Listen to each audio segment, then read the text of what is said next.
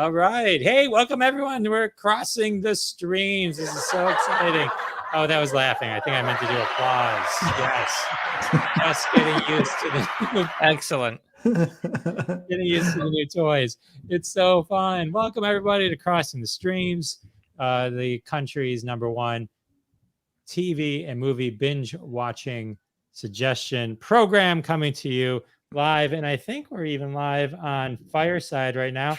So if anyone on Fireside, I have no idea. I'm testing the integration, but we're streaming live on YouTube, Facebook, Twitter, the one person on Twitch that sometimes watches on Twitch, and I think live on Fireside. And so if you're listening, we're going to be doing Fireside more often, so you can actually listen on Fireside, which I believe is now available to everyone, and you can actually then talk to us versus just putting up a comment. How crazy is that? But I reserve the right to just kick you right off the show. If you want. Which will happen. So we're thinking about that. So big things coming ahead for Crossing the Stream. So we're really excited about that. So we got a couple special return guests. We got who do we got? We got Tony and we got Jeff, but we got to do the theme song first. We always do it with the theme song. Tony, I'm going to kick it off to you. Jeff doesn't want to sing it. So it did not go well last time. Take it away, Tony. Here's a story of some lonely fellows who spend way too much time watching TV. All of them have jobs and friends. Well, not really. Just between you and me.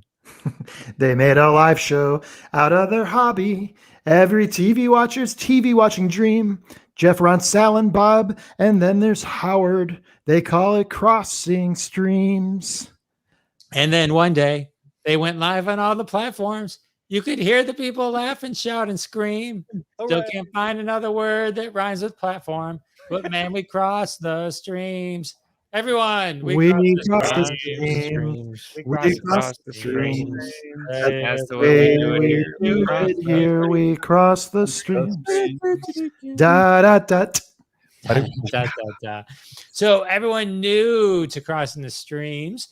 Crossing the Streams is a weekly show. We do this every Wednesday. There are 41 other episodes. This is episode 42 of Crossing the Streams. The only thing that's ever kept us away is the Jewish high holidays and the January 6th insurrection. Other than that, we have always been here weekly. We have guests. Ron and I are two main hosts with our friends Howard, Sal, and Bob. Tony and Jeff are friends of the show. They're back. And the format of the show is we talk about TV shows that we should be binging. Everyone covers one major show. And then usually if some stuff's going on or ones that we've watched that are still ongoing, we'll kind of recap those and talk about those as well. But right now, I want to introduce our guests and let our guests introduce themselves.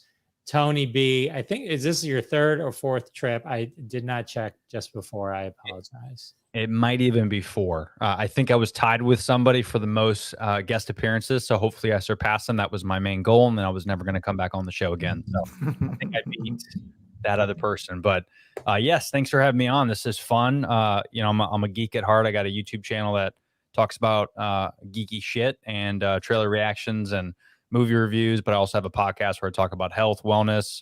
And I have a lot of funny and interesting folks on that. That's the Berardo podcast, all platforms, including YouTube. Check it out, theberardo.com. But I am just honored to be back on Across the Streams. This is exciting. I'm stoked. Tony, you were pretty solid last time, and I would have thought that you would have mic drop on that last time and never showed up again. Because how are you going to top that? So I got to tell you, the lights are on you right now, brother. You got to bring it hard today. I'm a little nervous, and after that, I'm usually really good with the intro song, and I just butchered that, so I'm a little worried about tonight. That's my fault, dude. I brought that energy to the group. You did. Damn it, Jeff. Speaking of that energy to the group, we got Jeff Calhoun with us today. Jeff's a return guest. Hello to everyone on Fireside. I'm testing this out, streaming live and on Fireside at the same time. Crossing the Streams, our other guest today is Geoffrey Calhoun, successful screenwriter. Amazing folk. This is his second appearance, I believe, on the show. Welcome back, Geoffrey. Well, thanks for having me back on. It's awesome to be with you guys. Yeah, I host this Successful Screenwriter podcast where I interview Hollywood screenwriters, screenwriting gurus, filmmakers of all shapes and sizes. Come on the show and we talk about the business and how screenwriters can help kind of break into the industry and get all kinds of tips on the craft itself. Oh, Awesome. Nice. sweet. So for those just tuning in, every week we feature episodes. In episode 41, last week's episode, you can go on YouTube, the Jeff Dwoskin Show on YouTube. All 41 episodes are streaming and soon 42. But last week, and specifically, we talked about Bleed for This, one of the many, many boxing dramas that we have talked about on the show. It's a theme with one of our current guests, common guest, Bob Phillips. We talked about The Morning Show on Apple Plus. We talked about Fleabag, and we talked about the movie Worth with who was that? Michael Keaton. Michael Keaton.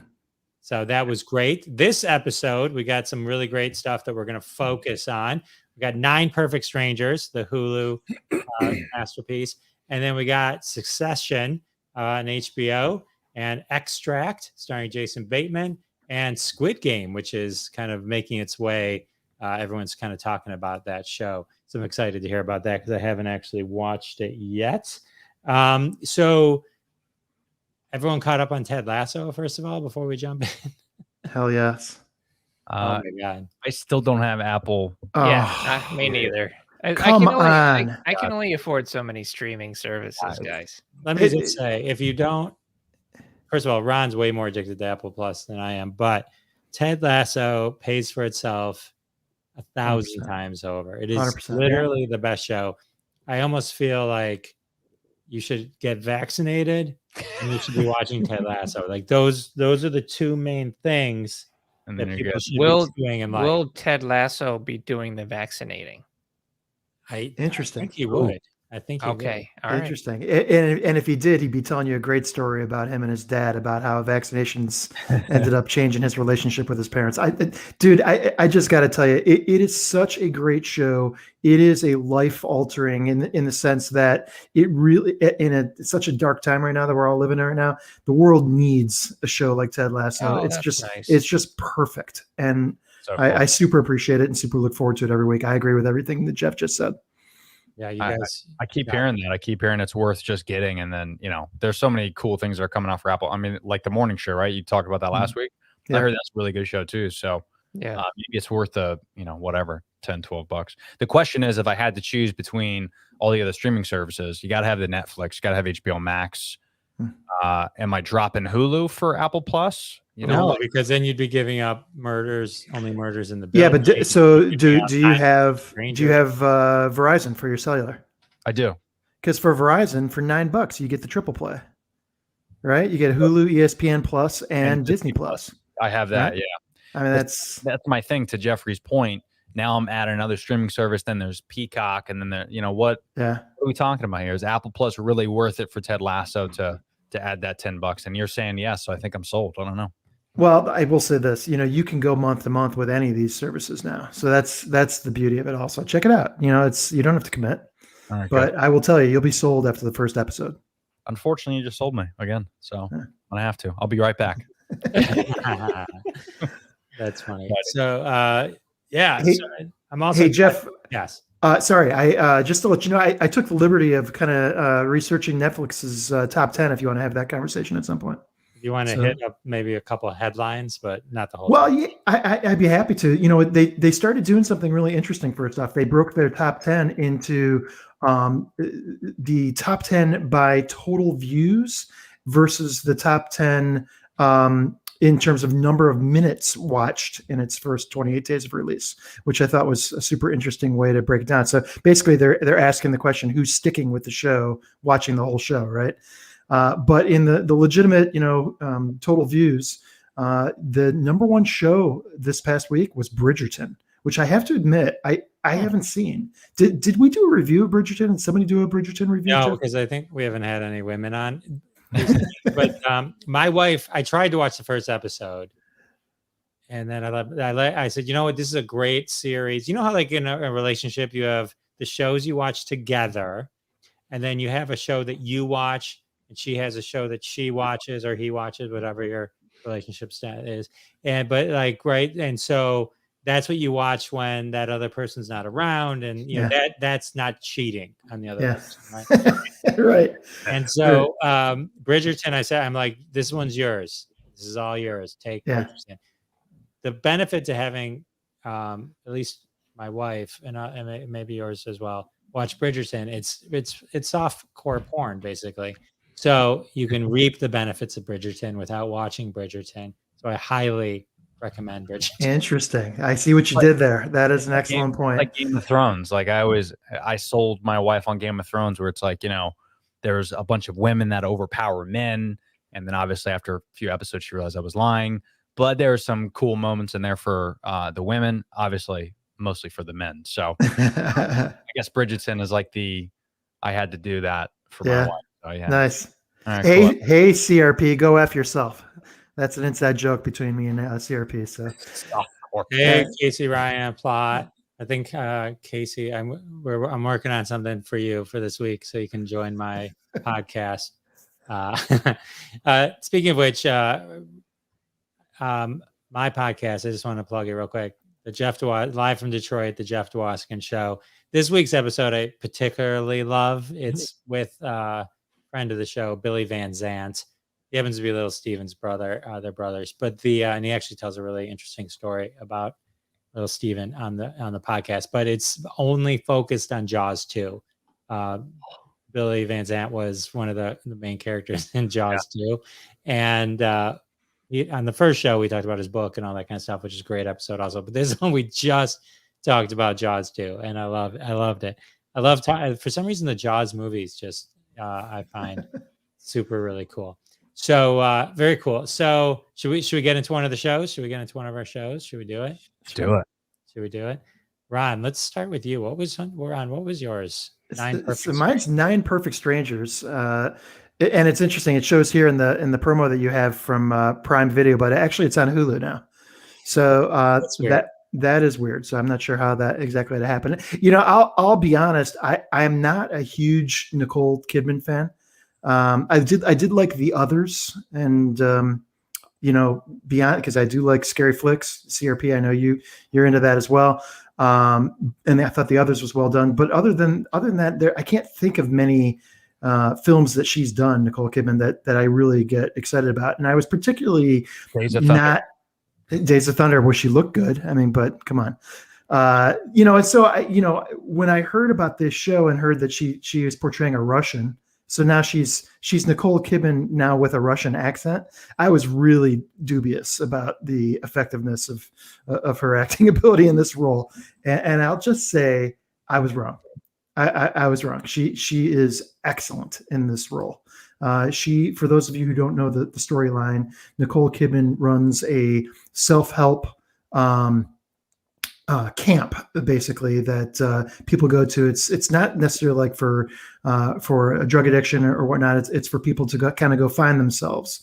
But what you find out early in the story is that she has very unorthodox way of managing her clients. She pairs together her clients in a very specific chemistry designed to extract all kinds of outcomes that you hadn't expected on the front end of this. And that's why the title of the show, 9 Perfect Strangers, is just that. She puts 9 perfect people together and designs outcomes, like I said, you wouldn't expect. Second to this, I just will say the talent of Melissa McCarthy knows no bounds. She's executive producer of this show. I don't know how her and Nicole Kidman got together, but I'll just say this. She is so freaking talented, and she is such an excellent actor in everything she does. And her role as a screenwriter is excellent in this show, and she's very believable as a wounded person seeking health through this process. And I just have to say, she's the star of this show. As great as Nicole Kidman is as Masha, the star Russian, Melissa McCarthy and her character just really steals the show.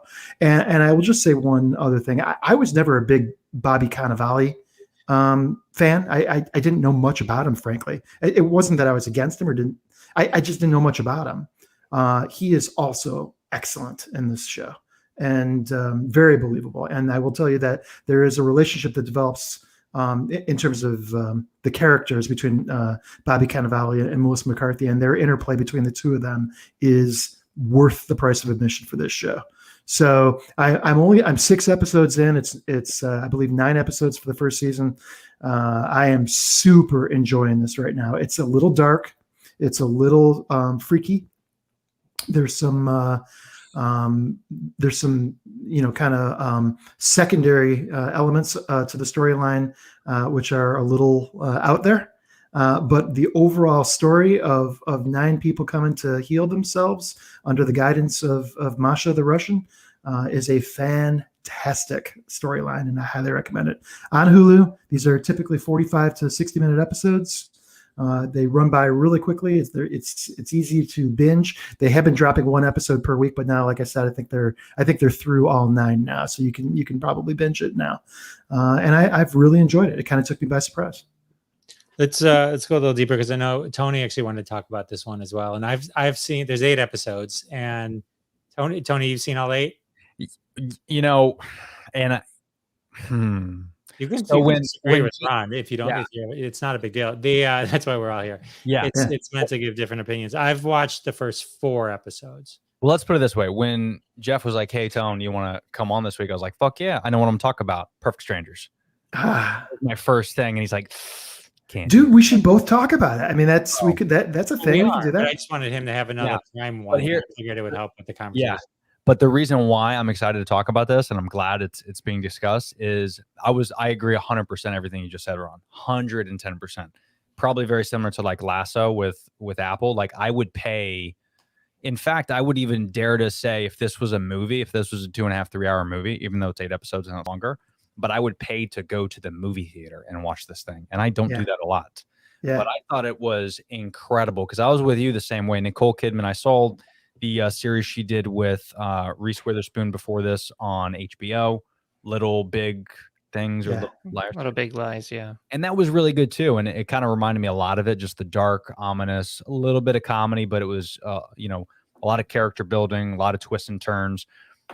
And what I even was more impressed with this is that it kind of it takes I don't want to say there's clinics out there that are exactly like Masha's, because there's not. But there's a lot of clinics in the country right now that are testing. I don't want to go too much into it. Yeah. That are testing this type of practice. Yes. That to me was even more intriguing because when I heard she was doing that, I was like, oh, wait, hold on. I'm glad you didn't give it away because I didn't want to give that away because I think that's an important thing to absorb. No spoilers. But I agree with everything you just said. Yeah, it's a huge part. And again, I agree with you. The character building between a lot of different characters throughout is incredible. But it's a very surprising show because there is a lot of humor, but it's more dark than anything. Yeah. But I think by the time I watched all of them in 3 days. I waited until last week and I watched them all. And then this week was the final one, I think. So yeah, I did them all and I was super impressed with it. I don't even think they need to do another season, even though they may or may not have set it up for it. But I just thought overall it was probably one of the best shows that I've seen in quite some time.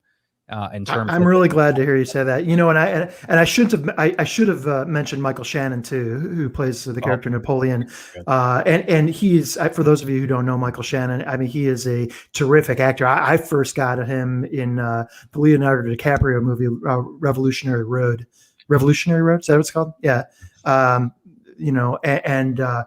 He played. He, in my mind, stole that movie with one epic scene with Leonardo DiCaprio.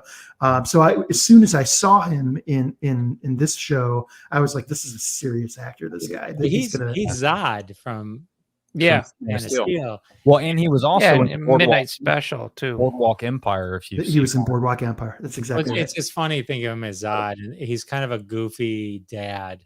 He's a kind of a goofy dad. CRP's talking about him in The Iceman. Was he in The Iceman? The Iceman too, which was incredible. I didn't see it. Story, and a true story, obviously. But he's a very well-rounded actor, and man, to see him change throughout every character, to see them change. And Melissa McCarthy, I agree with you. She stole the show. I can't imagine because now every time I've seen her, the last few movies she's been in, I'm like, you ruined Ghostbusters. Like that's the only thing I can think of. But in this, I have a totally new respect for her. not just Agreed. screenwriter and producer. Agreed. She's just so incredibly talented, and I frankly, she's so talented that I was worried she would overpower the rest of the cast, but she doesn't. No. And I think she does. She fits in perfectly. I had a couple observations. One is I was going to mention Bobby Cannavale too. Mhm. It seems in every episode, while the acting is solid throughout, they deliver monologues that are just freaking ridiculous. Like at the end of episode 3, Michael Shannon does one Killer. about it, just about Yeah. his family and Yeah. a breakthrough that he has. Absolutely unbelievable. It's just like you can't believe it because the character up to that point. Bobby Cannavale and I believe it's episode 4 kind of has a revelation, and it's like you're like, oh my god. And Melissa McCarthy, they do her kind of up front, and I agree, she's so good. It's funny how comedic actors can tend to be almost better dramatic actors. Yeah. Sure. Sometimes when you think about like Robin Williams, Jim Like Carrey, Robin Williams. Yeah. any of those that when they do serious, sometimes it's better than any serious actor. And so that's always fun. But the interesting thing, though, to me, the big winner, if there's a winner of 9 Perfect Strangers, Mhm. it's Manny, and I'm going to Jacinto, who was from The Good Place. Yeah. Who I, in my brain, had just had in my head that he was just some idiot, because that's the character that he plays on The Good Place brilliantly.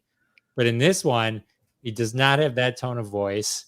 No. Good looking dude. And I'm like, all right, this guy's going to get like tons of roles now. Yeah. Like, this was the best move he could have made. I'm like, oh, you are not a one note guy. This is you can definitely do other things. It's the Bradley Cooper wedding singer or wedding crashers moment. Yeah, that's right. When all of a sudden people are like, oh, this guy can do it. This guy's a little better than we thought he was. And then can open up to other roles. I actually really enjoyed, I'm going to butt in here. Yeah. So I watched it. I caught the whole show. Luke Evans was fantastic as almost the show's antagonist. Yeah. And he brought a really nice critical eye to what she was doing. And then the challenge there was, can she win him over? Which I thought was a really great way of driving conflict and engaging in the show. And then I actually really like Samara Weaving. Her career is really blowing up, and to see her play this type of character is unusual. And so kind of playing as that shallow TikTok girl that is doing everything for the likes and posts and then realizes how empty her life is awesome. I mean, I think that's why this show really hits people, is because they have so many different archetypes of people and their struggles that they're able to kind of play out those universal truths that can grab you in a different way than it will grab me. And we can see a little bit of ourselves inside of these characters, and thus we become invested, because if we can watch them survive the traumas they've been through, then it provides us hope as well as from the viewer. So it can be a very cathartic experience.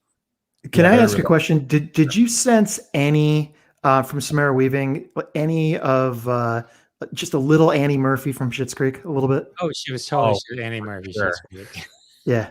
Okay. That was my only criticism. I guess. Sure. She's beautiful, and I thought she played a great role. But I don't know if Annie Murphy if it's fair to say it was Annie Murphy. I don't know that Annie Murphy did it first either. Right.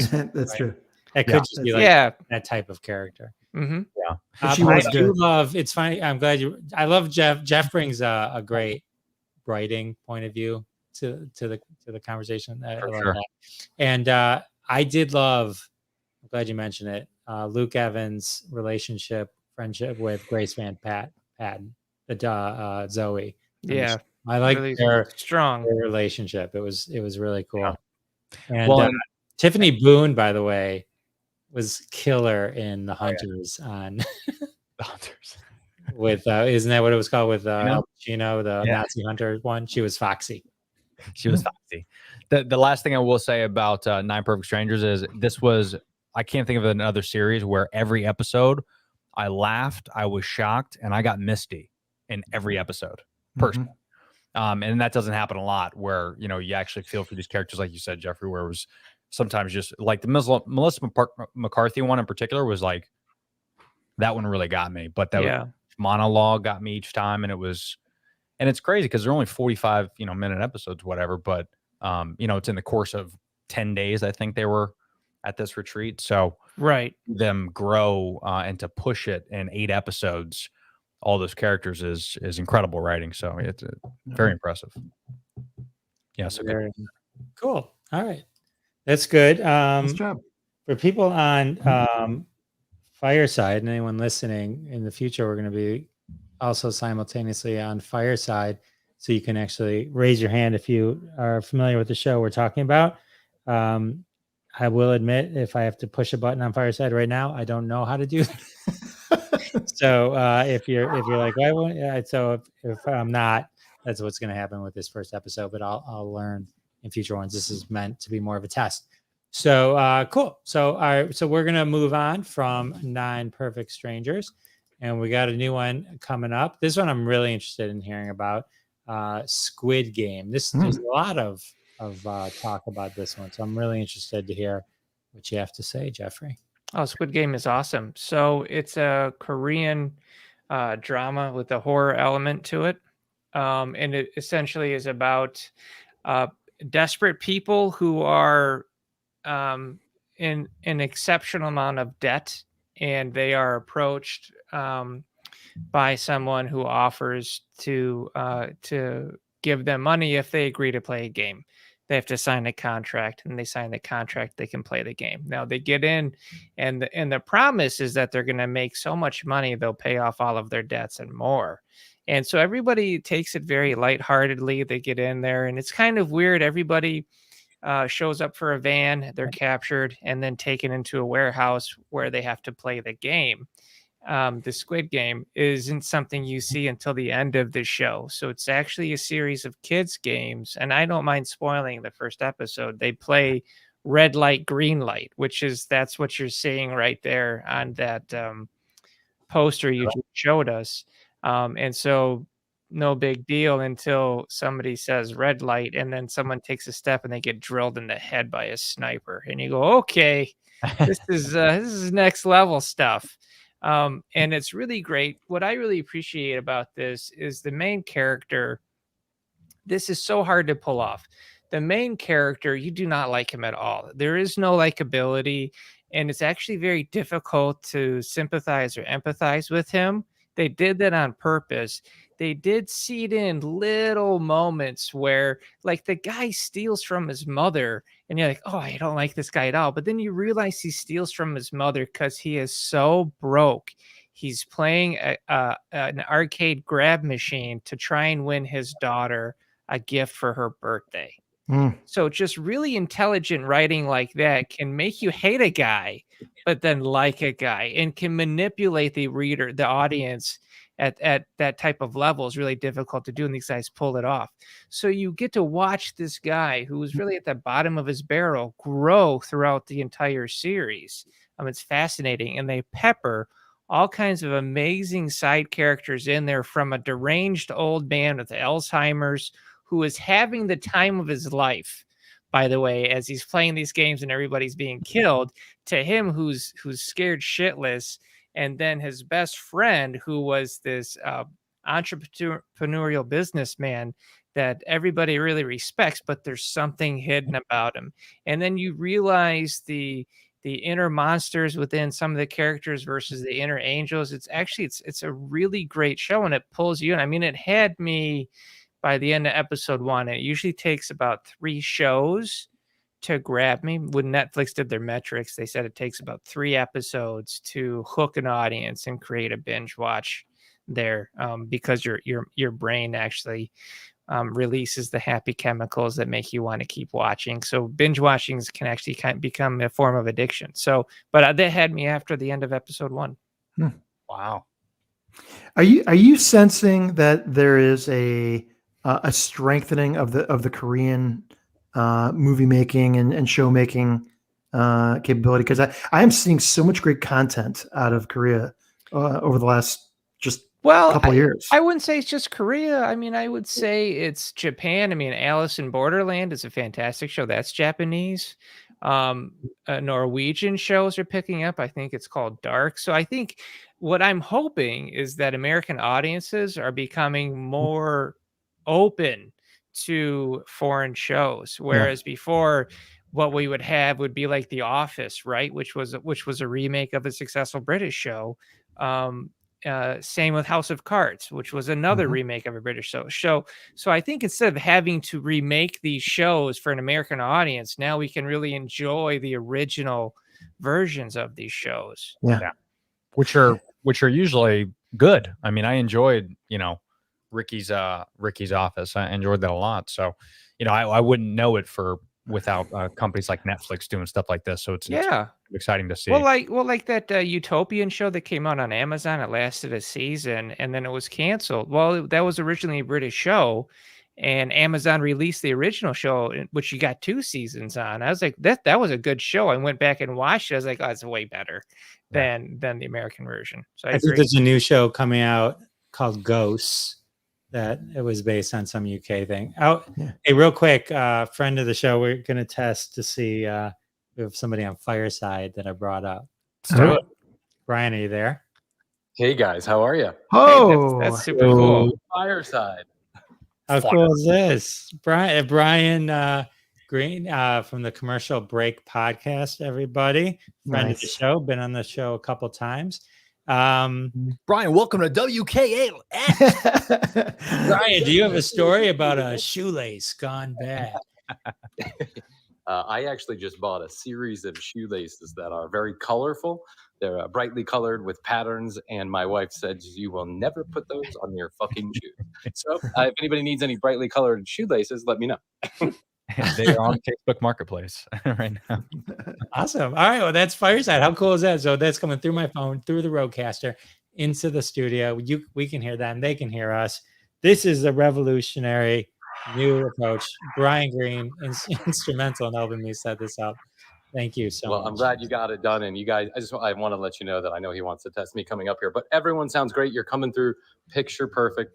And congratulations on your first Fireside. I'll let the show continue without further interruption. All right, I'm going to practice now kicking you off this stage. Go kick me. Okay, very cool. All right, how cool is that, guys? That's pretty awesome. That's pretty awesome, Jeff. We have majorly upped our game at this point. Big time. So yeah, that's super fun.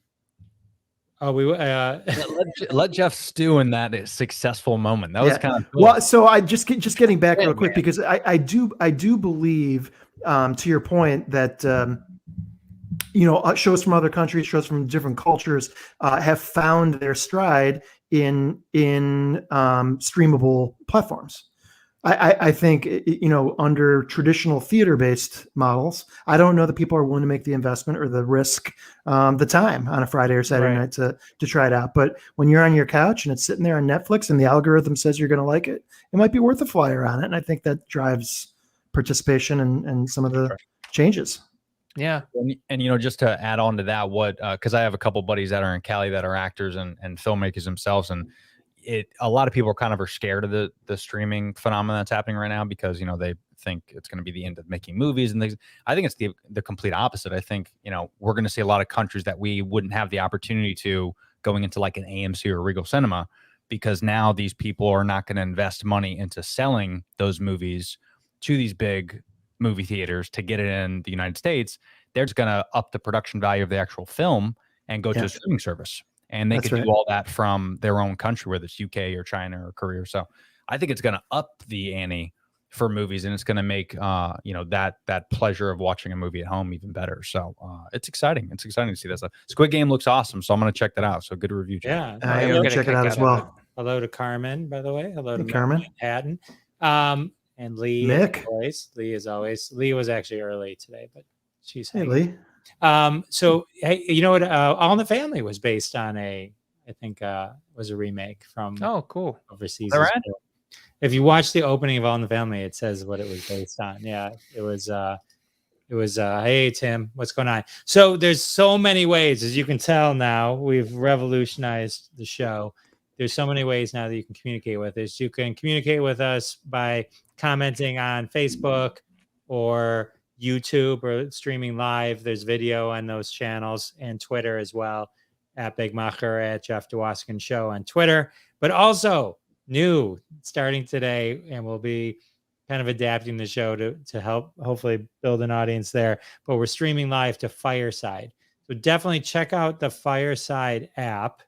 It's Mark Cuban's new app. It's one of those where they have the live audio shows. So we're live streaming it to there. You can hear all of us talking. But the benefit is if you want to talk about one of the shows we're talking about, I can bring you on stage on Fireside and you can talk to all of us through your Fireside app. So how cool is that? So check out the Fireside app. Download that. I believe it's available on at least iOS, if not on iOS and Android. But anyway, I didn't think it was going to work that well right out of the bat, off the bat. So there we go. So how cool is that? You're just a pro, Jeff. Just a pro. It's it's not it's not even me being a pro. It's just technology is so advanced. I was talking to my brother. He's like, "How much is the board?" And we're like, "How much would that have cost 5 years ago?" So basically, That's right. So yeah, it's. I remember like buying my first big screen TVs you get now, right? Here's a story about price drops. I buy my first big screen TV. I think it was, I don't know, let's say it was 50 inches. I think it was $3,500. I bought it at ABC Warehouse. The warranty was, let's say, I think it was $800. It's something like that. It was crazy. Whatever the price was, it was cheaper than Best Buy. They said if you don't use the warranty in 5 years, you can get half of it back as a credit for this. So I never used it. So I walk in with $400. I was able to buy a 20-inch screen. But today you could go in and buy like a 70-inch for like $300. You wouldn't even buy a warranty today because it's cheaper just to buy a new TV and throw it. And it's a smart TV. Like it already has like the Roku. It has everything. Oh yeah, it's already, and it's 100 times better too. All right, let's talk about another show. We've got 2 more shows that we're talking about.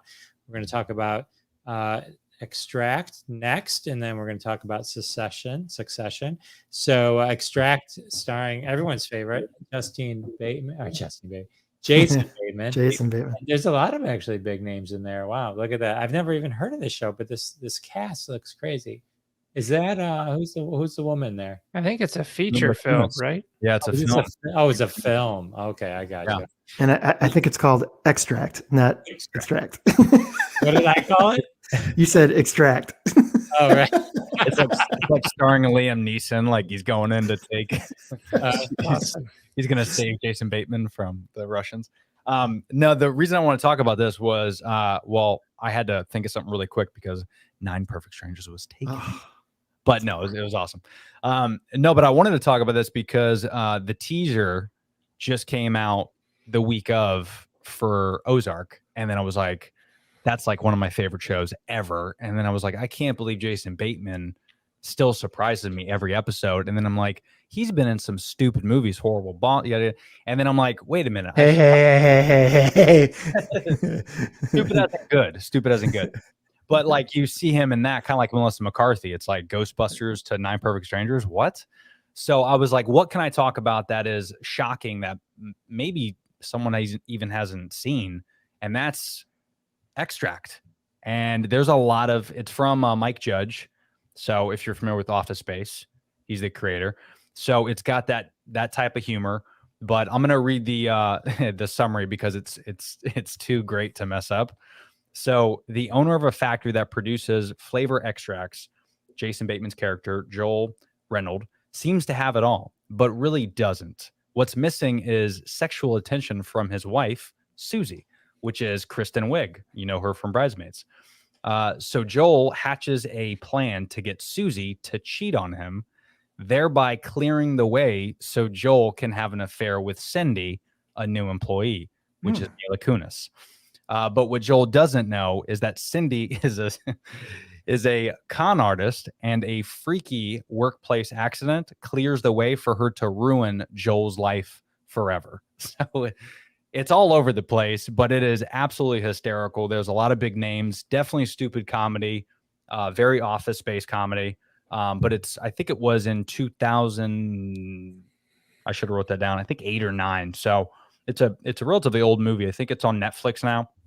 You can probably get it on HBO Max. But overall, just a really funny movie. It's got J.K. Simmons and Ben Affleck actually makes a lot of appearances because this was back in the Miramax days where Ben Affleck was in every movie. So he shows up as a character that you don't expect him to be in, and he plays this character that's always high and on drugs and tries to, be the bad influence on Jason Bateman. But overall, it's a really funny movie, and I think it's even more interesting when you see how Jason Bateman has evolved over, the 20, 30, 40 years he's been making movies and shows.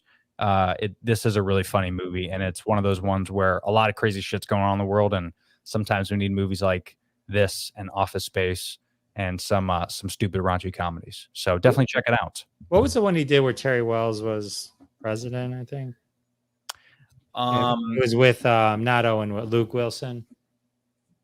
Jason Bateman is president. No, not Jason Bateman is president. Terry Wells, like from Brooklyn Nine-Nine. Oh, and Owen Wilson. Idiocracy. Google that because that's gonna bother me. Idiocracy. Idiocracy. Oh, Idiocracy. I do remember. He goes into the future and finds out that he's the smartest man alive, even though he's like a normal guy. Yeah, so it's not as out there as that by any means. that movie was amazing and a little bit predictive. Yes. But overall, it was good. It's definitely worth the watch. It's fun. It's a Miramax film, so if you are familiar with that, you gotta suspend your morality a little bit. And that's the one. I think to watch any movie made before 2 years ago, you have to suspend your morality. Oh my God, cool. All right. Well, let's see. We got one more show to talk about, then we can. So this is Succession. I'm having a hard time today. Succession. So this is a show that I watched. It's on HBO, and it sort of became like a huge phenomenon. Like in its second season, I think it really caught wind, and it won a lot of the awards for its second season. And so this TV show is one of those it's about this family called the Roys, and the Roys are this super rich family. So I totally relate, right? No, but I mean, like, they're like the media empires. It's funny if you're familiar with Arrested Development, the show Arrested Development, right? Another Jason Bateman classic. My wife turns to me watching Succession and she says, "You know what this show is?" And they're like, "What?" They're like, "Someone said, what if we made Arrested Development serious?" And it's like, you could see like some of the characters like totally match up, and it's sort of like, you could see where somebody, if they made that pitch, once I put this in your head, you can't not see it. But so the way it is, it's about succession. So you have the main guy, who's Brian Cox, and he's the older guy and the matriarch, and he has his media empire. And so he's getting old, and the son, Kendall Roy, Jeremy Strong, who's the one winning the awards, and I think they even won Best Drama. But he's one of 4 children of Brian Cox. Brian Cox is old; he's much older now, and so they're talking about succession plans. And Kendall Roy, this is the first episode, and Kendall Roy thinks he's going to be the one to succeed, and he's putting the plans together. And Brian Cox has this major health meltdown, like where he's 10 seconds from dying type thing. So things start happening. It's a corporate, everything's moving, and so, but then he recovers. Okay. But in this point, they're all trying to play because they want to take over. And there's some weird interplay with the kids. You've got Jeremy Strong, who plays Kendall Roy, who is one of the more capable, but then you have the sister, Shiv, who went into politics, who's probably smarter, but it doesn't know the business. And then Kieran Culkin, Macaulay Culkin's plays like the he's smart, but he's like the just the party, like he's just a scattered party kind of. He's like the immature younger brother. Yeah, and then you have Alan Ruck, Cameron from Ferris Bueller, is sort of that out there kind of he's not really in touch as much as none of them are in touch with the reality.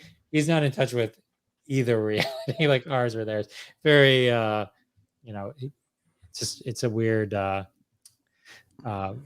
he's just weird out there kind of guy, and so it's basically like this whole cat and mouse game. They're trying to oust Brian Cox's character, and it kind of goes back and forth, and it's interesting.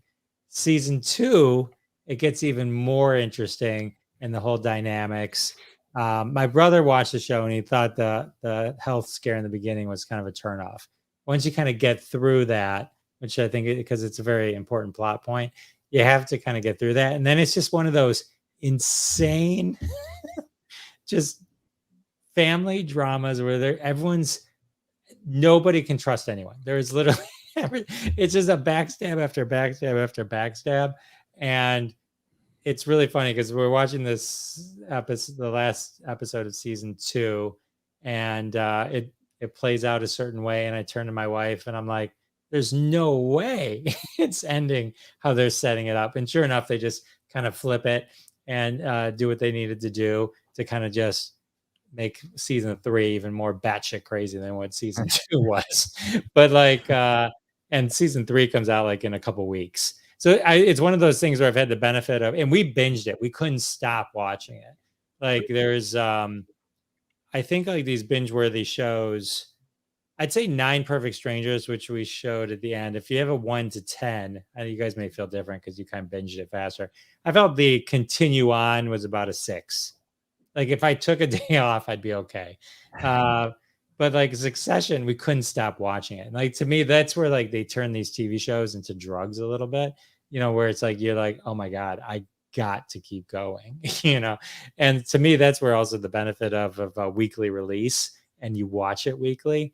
So you don't sit there for 5 hours and drain your life away watching it. That's why I kind of enjoy that whole kind of pattern of how things work out. But the whole thing is about these super rich people and like just in season 2, what basically happens is they're in a fight to just survive. The company's in a fight to survive, but the family and the brothers, they're all like backstabbing each other, and like no one can trust anyone. It's just, Jeff, how would you even explain it? I don't want to give anything away. It's just other than I could, yeah. Go ahead. Yeah. This is like HBO's answer to Billions. Billions came out on Showtime and it was a big hit for them.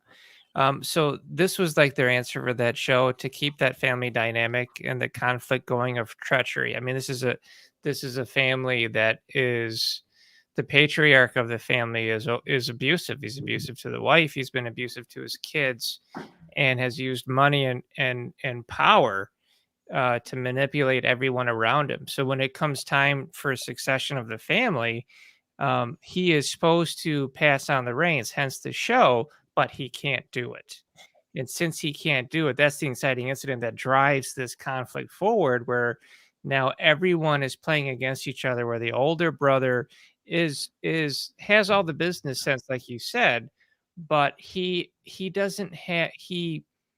has this inherent flaw in his character where he will go against the plan, where the plan is set of this is what I'm going to do, but he allows his emotions to get involved to where it backpedals on him and blows up in his face. And that was explored in season 2, which is where it really kicks up with the valet. I don't want to spoil it for you guys, but it's all. Now, the older sister, like Jeff said, is more responsible, but she is also allows that arrogance to blind her so that she doesn't have the business sense that she thinks she does.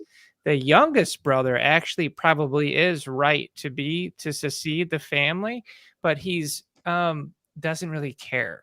He's not really interested. He doesn't want to be controlled. He kind of got out of the family, away from the abuse, and he's being pulled into it, and now he's trying to decide whether or not he wants to get back involved with that, but that means giving up this freedom that he enjoyed. The oldest brother, who was Alan Ruck's character, is completely out of touch. He's the guy that lives on the ranch, has the cattle, but isn't a cattleman. He's the guy that pretends to be what he's not, right? And so then all of these guys are vying for power over 2 seasons, which is great. But then you have Brian Cox, who's such a strong performer. Anytime he's in a scene, he commands that scene. So the fact that these other actors can come in and challenge his presence during that is that it's an incredible show. So I absolutely agree. It's great. Wow. Yeah, Brian Cox is really, really, really strong. It's just to give you an idea. So Alan, I don't think this ruins anything. Alan Ruck, this is how out of touch. Here's a guy that's done nothing. Like Jeff said, he lives on this giant ranch. He goes, you know what? I thought about it. I'm thinking I need to do something. I'm going to run for president. And to him, this is a completely rational idea. Yeah. Privileged, totally privileged guy. Yeah, hires the best of the best strategists, and then in a perfectly, just to kind of give you how out of touch with like us, I'm going to lump all of us as normal people for a second. I apologize if any of you rise above, but he turns to his father and says, "Yeah, I'm gonna need like $100 million." But to him, that's like a completely. There's no reason his father should say no to $100 million. I said, and like Jeff saying, the guy goes, "Well, then stop me running for president. You're embarrassing me." He controls everything. He controls absolutely everything. But when you were first describing this, I actually thought it was kind of like an Americanized, like Downton Abbey kind of thing, but not not at all. Actually, now that you're kind of getting into Jeff, can you see the Arrested Development parallel? I really can. I actually think that's a brilliant observation on your wife's from your wife, because I would have never put that together. But seeing if you look at it as archetypes and templates, yeah, there's absolutely there. She's absolutely right. I think it's kind of great. And if that is true, because I loved Arrested Development. I thought that was a very underrated show, still to the day. But yeah, that'd be exciting to see. So I'm convinced, because there's some good actors in there, and I love anything Wall Street business. I like that type of stuff. So yeah, that sounds cool. Yeah, it's good. And there's like tons of, in Succession, there's like just tons of like just great subplots and things, and everything happens and gets kind of wrapped up quick. It's not like they drag shit out. No, that's a really good point, actually. I don't know how they do it, because usually they'll take a subplot in a show like 9 Perfect Strangers, they'll run it for the entire season, right? But like Succession or even like Billions will burn through a subplot 1 to 3 episodes max, and I'll be watching like, this writer's room has to be on fire. I mean, their board just has to be like a ton of subplots everywhere that they can just keep burning through. It's absolutely impressive. It's awesome. Very cool.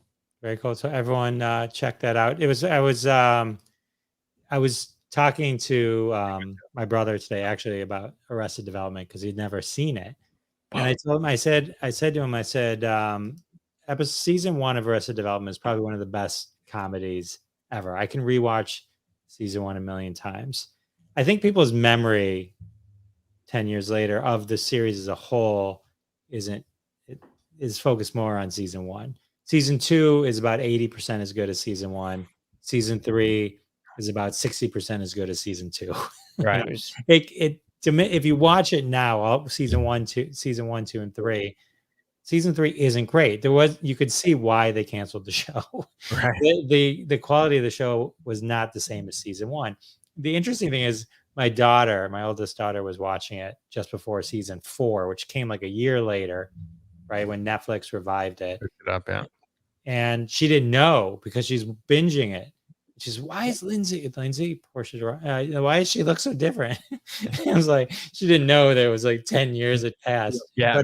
But in the show, it's like the next day, right? Right. Well, and Netflix does a kind of an interesting job of like merging present and flashbacks to make up those 20 to 30 minutes of each episode.